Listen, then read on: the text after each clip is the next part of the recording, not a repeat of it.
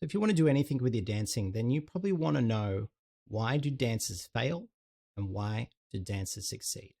It boils down to really three factors. What type of information? What are you focused on? And how much feedback are you getting?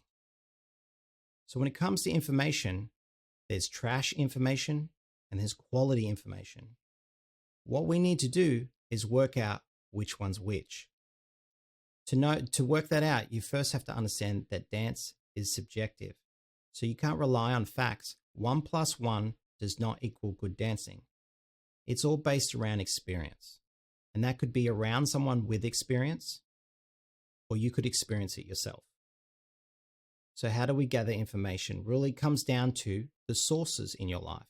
So that could be a dance teacher. It could be someone you follow on social media. It could be a friend that you go to dance class with. You gather all that information, you cross-reference it, and then you work out if it works for you or it doesn't.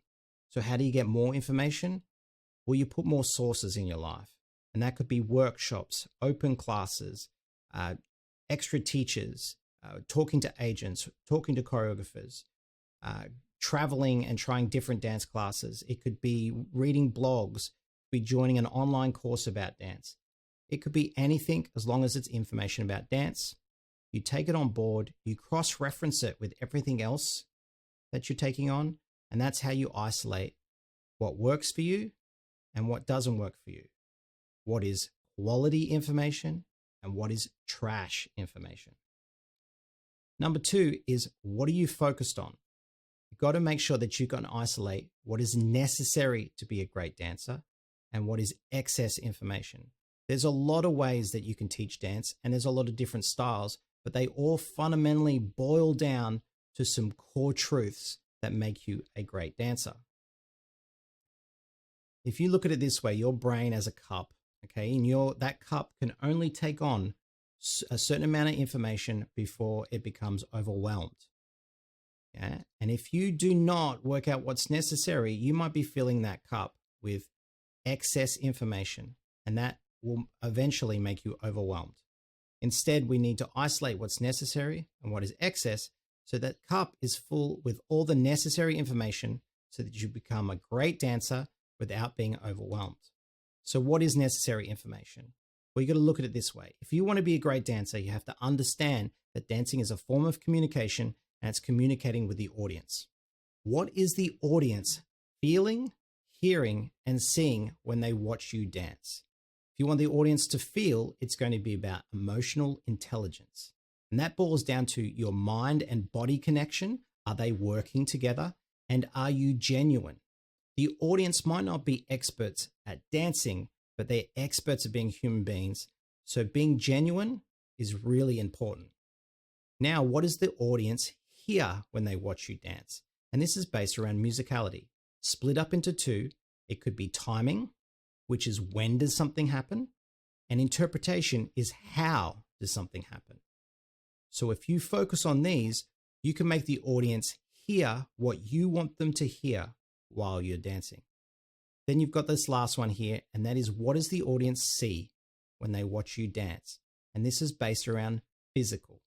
So you've got your technique, which is split up into internal and external.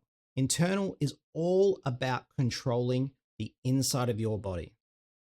All that control is to get you to be able to do the external, which is what the audience can see, is shapes. It's just all about making shapes. And they could be static shapes or they could be moving shapes. On the other side of physical is your ability. And on ability, we also split this up into internal and external.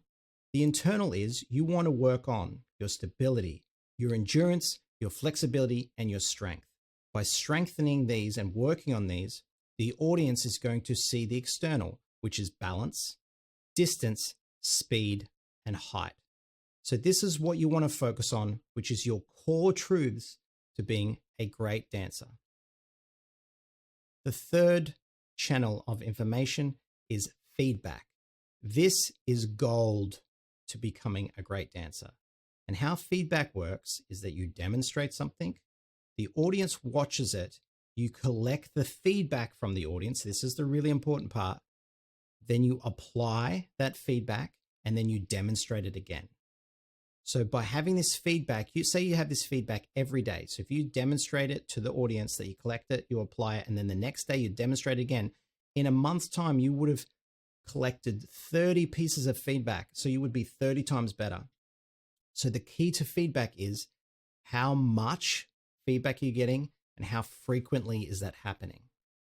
Yeah? This is how you improve really, really fast. So why do dancers fail? Why do dancers succeed? It's going to be through these 3 channels. And the healthier these channels are, yeah, and the more focused you are through these channels, the easier it is to succeed as a dancer. If you need help applying this system so that you achieve your dancing goals faster, better, and easier, then contact me. We can start a conversation. I'll ask you a few questions to work out what your dancing goals are, and then we can set out a plan using this system so that you can succeed in your dancing dreams. All for absolutely no money. Completely free to set up this plan for you. Thank you for your time.